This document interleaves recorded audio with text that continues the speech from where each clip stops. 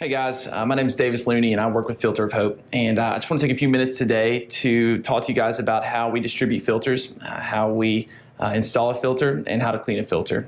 And so on all of the trips that we go on to distribute filters, we go in small groups from door to door under the umbrella of the local church to distribute filters. And it's really important, first and foremost, to understand our heart and why we do this. I think our posture in how we distribute filters is the primary, most important thing that we understand before we go. And just having the understanding that the people that we're going to were created by God, that they bear His image, and that He loves them dearly, just like He does us. And it's so important that we understand that first and foremost, that we're not just going to a person who needs water, but we're going to a person who God created, that He loves, that He is upholding, that He knows intimately, and we're presenting them with a filter. And so if we understand that first and foremost, the rest is a breeze. And so before you even start to distribute a filter at a house, it's best to go ahead and assign team roles. So what I like to do is I like to have one person who's going to explain how the filter actually sets up, with one person assisting them, just so that there's some extra hands that as they grab different tools, they're not fumbling over everything as they talk. I like to have one person just praying intentionally for the group. So they're praying for the person who's receiving the filter. They're praying for the person that is teaching the filter, the person how to use the filter. And that's just their job for the whole time. They don't have to be off to the side. They can be engaged in the conversation, but they are intentionally praying. And then I like to have one person who's just ready to just to distract kids, to bring, a lot of times in these communities, there's gonna be a lot of kids following the team. And so having one person just pull the kids to the side so that the parents can pay full attention is a really fruitful option for us. So in terms of setting up the filter, we want to take the filter that comes in a bag like this and ultimately get it to where it looks just like this bucket here. And so the first thing we do is we ask the people for a bucket. And we ask that they provide a bucket and that we will provide a filter so that they have some sort of investment in the filter itself. A lot of times a bucket to us might not seem like a lot of an investment, but in a lot of these places where they're making $2, $3 a day, it's a full day, sometimes 2 days' wage, just to have a bucket, so it means a lot to them. And we want them to provide a bucket. So if they don't have access to one on hand, we ask that they would borrow one from a neighbor or get one, and we can come back to them later so that they, again, have that real financial investment in what they're receiving. So the first thing you'll do is install the hole in the filter. So you'll let them know that in order for the filter to work, that you're going to have to put a hole in their bucket and just make sure that's okay on the front end so that they see that they're not caught off guard by you poking a hole in it. So what you do is you'll take this handle and the drill bit. You'll take the drill bit out of the plastic, and all you do is pop the handle onto the drill bit. Next thing you do is you take the drill bit and you just place it to the bottom of the bucket. And you want the hole that you're going to make it to be about an inch to an inch and a half off the bottom, so that any sort of dirt that's in the bucket will have the ability to settle later on. So just turn it up, and then you use kind of some leverage there to just drill a hole in the bucket. It's important for guys to know that this is not a opportunity to prove how strong you are, how macho you are, so the people who are watching, we'll talk about it later. A lot of times the buckets are going to be older, and if you apply too much pressure, they might split up the middle, and at that point, we have now caused harm rather than helped someone out. So just apply some pressure and twist, and the hole will be made in the matter of minutes. The next thing we do is we install the hose. And a good thing to point out, all the instructions are on the back of our bag. So if you're distributing a filter and you hit a blank, then by all means turn over the bag and just look at the pictures, and it's not going to do any harm for you to look at the directions and figure out if you've forgotten something. So we also like to point out that everything we use in the filter distribution is theirs. So when we use the drill, they get to keep that. And we want them paying attention so that if for any reason they ever need to switch buckets and put their filter on another bucket, they'll have all the tools necessary to do it on their own. And so that's why we really want them paying attention now, so that they know all the skills later. So to the next point, after we drill a hole, it's also important that you take the drill bit, and once you have a hole just like this, there's going to be some loose plastic around the sides, and so you can take the sharp side of the drill bit and just kind of scrape that off, and just make sure that when we do attach the hose, that there's going to be a flush surface on both sides.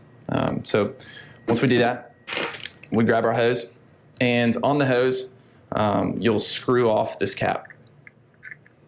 So it comes off in two pieces. There's a pre-screen right here that you can let them know that once it attaches to the inside of the bucket, that keeps any sort of big debris from clogging up the hose itself. And then on here, there are two washers. And so you take one washer off and you leave one washer on. So just like this. And then you attach this to the outside of the bucket, like so. You take the other washer and you put it on the inside. And then you take this pre-screen and you twist it on. Okay? Let me do that real fast. So once you have your hose set up, then you teach them how to use the filter.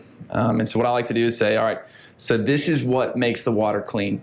This is what actually does all the work. And so you can see by looking at the filter, there's a blue arrow and there's a red arrow. The blue arrow shows us where the clean water comes out. And the red arrow shows us where dirty water comes out. I like to say that clean water comes in and out this side, just like dirty water comes in and out this side. That's important when we get to the step where we clean the filter. So if we're saying that the blue arrow points us to where the clean water comes out, that means we need to set the filter up just like this. So the hose attaches to where the clean water comes out the front. So you'll take off this little cap, just like so.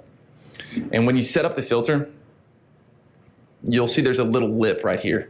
It's important not to put the hose all the way up against the filter itself, because then it comes really hard to pull off. And you're gonna have to take it off in a minute anyways to clean it. So just put the hose just past the lip there a little bit. That way it holds on, but it's also easy to take off. So you place the hose on.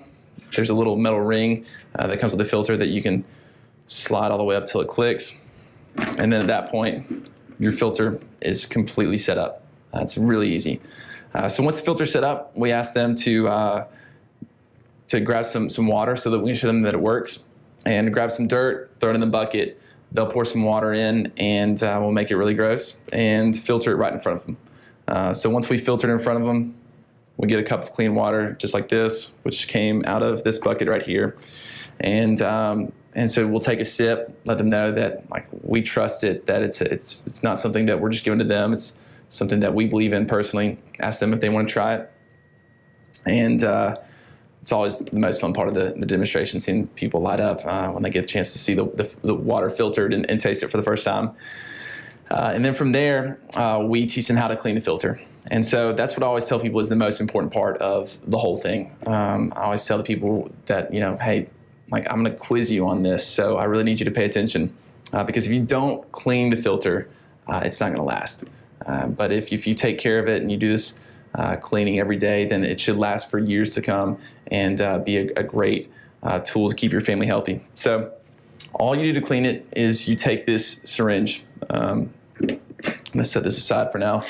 You take this syringe and take a cup of filtered water. So that is key. You have to tell them that you need to use filtered water, clean water, to clean your filter. Otherwise, you're just pumping bad water into the filter itself, and it's going to make the problem worse. So take a syringe, fill it with water, with clean water from your filter. And then you take your filter itself,